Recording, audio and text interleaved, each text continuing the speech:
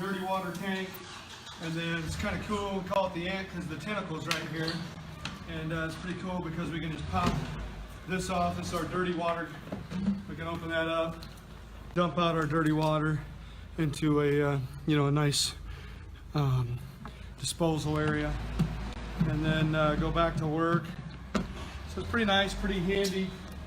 And anybody that's slopping a mop, if you're selling concrete polishing, if you're slopping a mop, you want to make sure people are getting through a nice floor scrubber. It comes good and clean.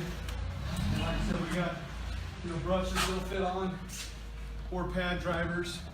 So very versatile. It's $19.95.